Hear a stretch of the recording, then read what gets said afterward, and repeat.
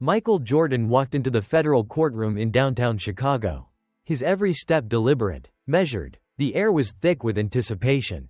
But it wasn't the kind he was used to, the deafening roar of a packed stadium. The feverish energy of a championship game. This was different. This was a battlefield where words replaced dunks. Where evidence mattered more than instincts. And today, he wasn't here to settle a score on the court. He was here to fight for something else. Judge Beatrice Thornwald sat high on her bench, scanning the room with the weary, unimpressed eyes of someone who had seen it all. 30 years of presiding over corporate feuds, white-collar crimes, and high-profile cases had left her immune to theatrics. But as she glanced over her docket and then at the man standing at the defendant's table, a smirk tugged at the corner of her lips. "Mr. Jordan," she said, her voice carrying an edge of amusement, "my records show you're representing yourself today. Is that correct?" Jordan stood tall, dressed in a charcoal suit that fit him like a second skin. No flashy accessories, no entourage, just him. "Yes, Your Honor," he replied smoothly. A quiet murmur rippled through the courtroom. Even the court stenographer raised an eyebrow. Representing himself? That was bold. Some might say foolish. At the plaintiff's table, Dominic Reeves adjusted his cufflinks, his smirk mirroring the judge's. A seasoned litigator with a reputation for dismantling opposition with surgical precision. He had walked into court today expecting an easy victory. This wasn't just any case, it was Titan Tech Industries versus Michael Jordan. And Reeves had every intention of making the legendary athlete regret his decision to go it alone. Reeves stepped forward with practiced confidence.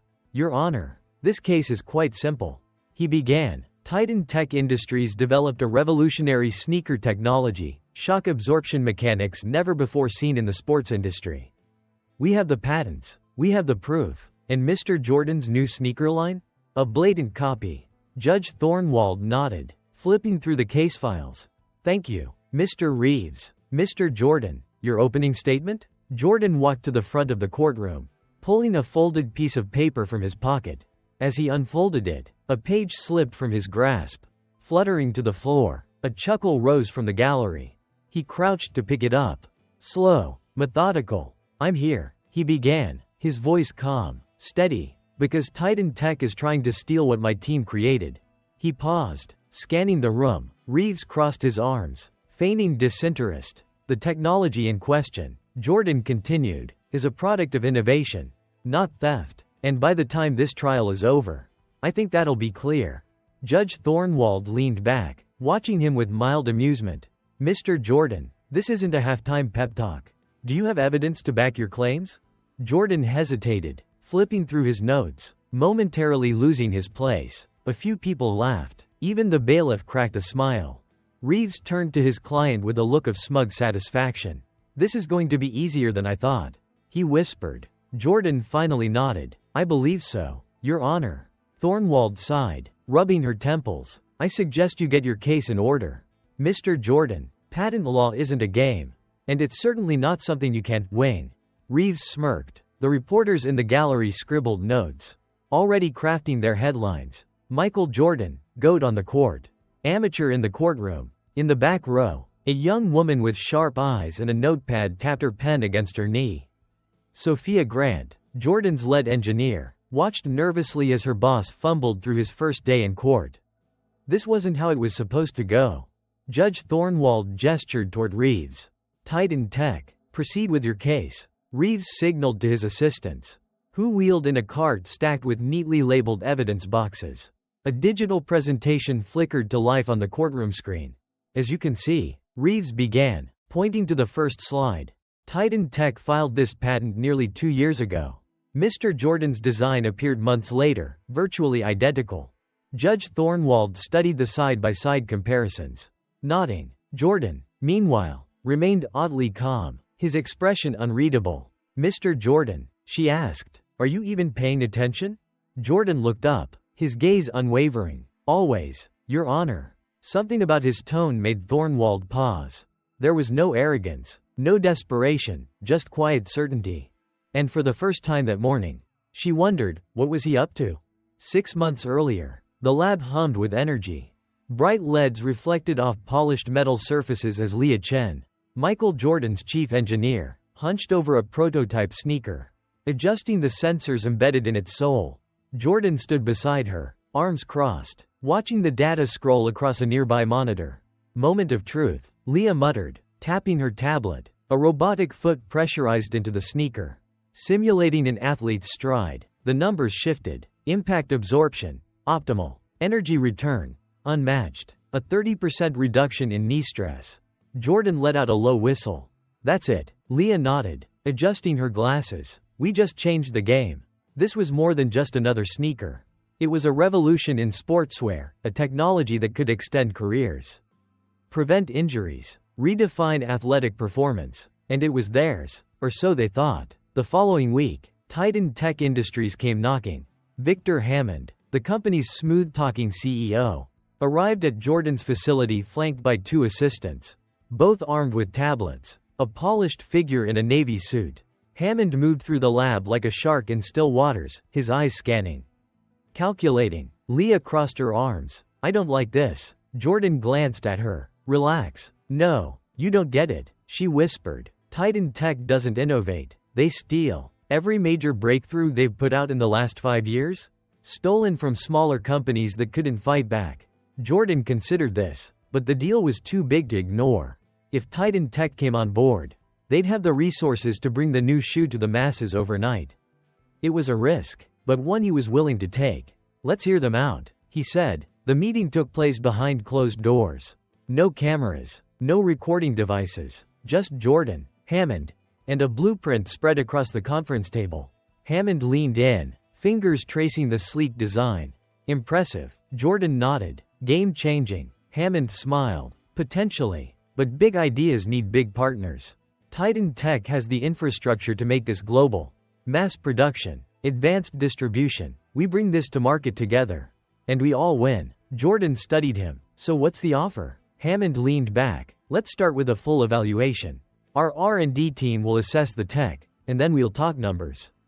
Jordan hesitated. This stays between us. Of course, Hammond said smoothly. Strict confidentiality. The meeting ended with a handshake. Hammond left. The assistants left. The deal, it seemed, was in motion. And then, silence. Weeks passed. No calls. No follow-ups. Nothing. Then, 2 months later, the news broke. Titan Tech had filed a patent for his technology. Day 1 of the trial. The courtroom was packed, reporters, analysts, curious spectators, all eager to witness the downfall of a legend. At the plaintiff's table, Dominic Reeves stood with practiced confidence, his perfectly tailored suit a reflection of his meticulous preparation. Beside him, Victor Hammond sat back, arms folded, exuding the quiet satisfaction of a man who had already won. Judge Beatrice Thornwald called the court to order, rapping her gavel 3 times. Case number 2025 CV9812. Titan Tech Industries vs. Michael Jordan. She turned her sharp gaze to the defendant's table. Jordan sat there alone. No legal team. No high-priced attorney. Just a stack of papers, some crumpled, some sticking out at odd angles. He adjusted his tie, flipping through his notes, brows furrowed as if he had misplaced something. Thornwald sighed. Mr. Jordan, are you ready to proceed? Jordan looked up. Yes, Your Honor. She didn't bother hiding her skepticism. Reeves stepped forward, clearing his throat. Your Honor, this case is simple. Titan Tech Industries holds a legally filed patent on a revolutionary sneaker technology, and Michael Jordan has unlawfully reproduced it under his own brand. With a flick of his wrist, Reeves signaled to his assistants. A sleek digital presentation illuminated the courtroom screen. As you can see, he continued, Titan Tech filed for this patent on April 12. Mr. Jordan's announcement of his new sneaker came months later. The designs? Identical. On the screen, side-by-side blueprints appeared, showcasing nearly indistinguishable schematics. The gallery murmured in agreement. Judge Thornwald studied the images, then turned to Jordan. Mr. Jordan, do you dispute these similarities? Jordan hesitated, flipping through his papers. A page slipped from his grasp and fluttered to the floor. He bent to retrieve it. Slow and deliberate. Someone in the gallery snickered. He straightened, clearing his throat. Well, I mean, the technology is similar. But, Reeves smirked, cutting him off. No further questions, Your Honor. Jordan frowned. Wait, I didn't. Thornwald tapped her gavel once. Mr. Jordan, this isn't the NBA Finals. We have rules here. You'll have your chance to present your defense. From the plaintiff's table, Hammond exchanged a look with Reeves. The game was going exactly as planned. Day 2 of the trial. The mood in the courtroom had shifted. Yesterday, Michael Jordan had looked out of his depth, fumbling, unprepared, a man who had wandered into the wrong game. Today, he sat with quiet confidence, hands folded on the table, his papers neatly arranged. Judge Thornwald entered, scanning the room. Something about Jordan's demeanor made her pause. Yesterday, he had been struggling to keep up. Today, he was waiting for something. She didn't like surprises. Mr. Jordan, she said, settling into her seat. Are you prepared to present your defense? Jordan stood. Yes, Your Honor. But first, I'd like to submit new evidence. Reeves shot up. Objection. Mr. Jordan has not provided us with prior notice of additional evidence. It was obtained yesterday evening. Jordan interrupted smoothly. After reviewing Titantech's testimony, I realized we were missing something. Thornwald frowned. Proceed carefully. Mr. Jordan. Jordan walked to the front of the courtroom, holding up a USB drive. This contains security footage from my facility on the day Victor Hammond visited. The screen flickered to life. A timestamp appeared, 6 months ago. The footage showed Hammond and his 2 assistants walking through Jordan's lab. The camera angle shifted, Hammond pausing at a workstation, his assistant lingering behind. Then, quick as a flash, her phone tilted up, snapping several covert photos of a prototype sneaker. The gallery gasped. Jordan let it sink in before speaking. Titantech's entire case is built on the idea that they developed this technology first. But this footage shows their team stealing my designs. The patent they filed was never theirs to begin with. Judge Thornwald's expression darkened. Mr. Reeves, does Titantech have an explanation for this? Reeves' jaw tensed. Your Honor, this is circumstantial. A single video does not prove that Titantech used these photos to replicate Mr. Jordan's design. Jordan's lips curled into a slight smile. Good thing I have more. He tapped on the laptop. A new document appeared on screen, an internal Titantech email thread. Subject. Urgent, new sneaker design. We need to launch this product before Jordan patents it. R&D should move immediately to replicate the air cushioning mechanics. Reeves' face went pale. Jordan folded his arms. That's from Titantech's own servers. And just in case there's any doubt about how this innovation happened, I'd like to call a surprise witness. Judge Thornwald raised an eyebrow. A surprise witness? Mr. Jordan, I hope you're not turning my courtroom into a spectacle. No, Your Honor. This witness only came forward yesterday. The courtroom doors opened. A woman in a dark blazer stepped inside, her heels clicking against the marble floor. She walked with the quiet confidence of someone who had seen too much but was finally ready to speak. Reeves turned slowly, his face frozen in disbelief. Jordan gestured toward her. This is Priya Nair. Until last week, she was Titantech's Director of Research and Development. The gallery erupted. Judge Thornwald banged her gavel. Order. She turned to Priya. Ms. Nair, are you aware of the implications of testifying today? Priya nodded. Yes, Your Honor. Then let's hear it. Priya took a deep breath. Titantech didn't invent that sneaker technology. We were ordered to reverse engineer it after Hammond's visit to Mr. Jordan's lab. I was part of the team that made sure it happened. A stunned silence fell over the courtroom. Judge Thornwald exhaled slowly, then turned to Jordan, studying him with new eyes.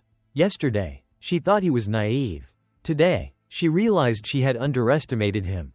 Day 4, the final ruling. The courtroom was packed beyond capacity, reporters, industry insiders, and curious onlookers all waiting to see how this battle would end.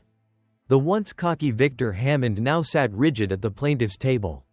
His fingers laced together, his face a mask of barely contained anxiety. Dominic Reeves, the legal shark, had lost his bite, shifting uncomfortably as he reviewed his notes for the 100th time. Michael Jordan, on the other hand, was the picture of calm. He sat tall, hands folded in front of him, waiting. He had played enough high-stakes games in his life to recognize the moment when the other side knew they were beaten.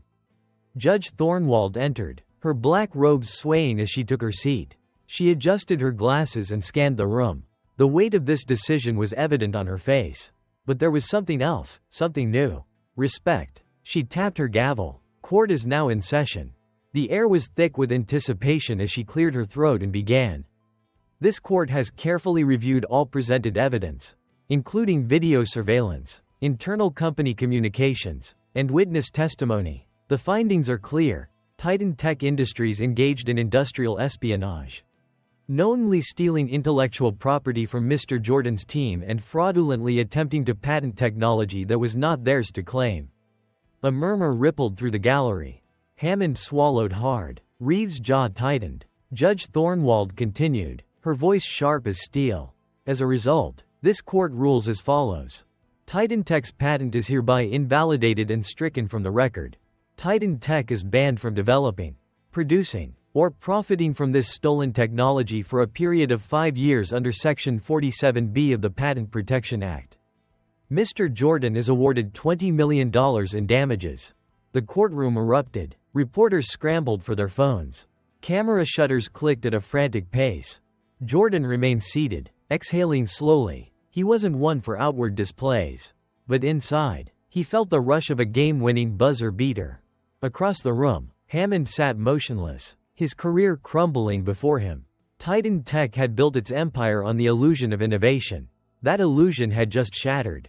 Judge Thornwald rapped her gavel for silence and then turned to Hammond. Additionally, based on the evidence presented, this case will be referred to federal investigators for potential criminal charges related to corporate fraud. Hammond's head snapped up. His mouth opened as if to protest. But no words came. He had nothing left to say. Judge Thornwald leaned back in her chair, looking directly at Jordan. For a moment, she seemed to be considering something. Then, in a rare moment of judicial informality, she nodded. Court is adjourned. Later that evening, Jordan was gathering his things when a court officer approached him. Judge Thornwald would like a word with you in chambers.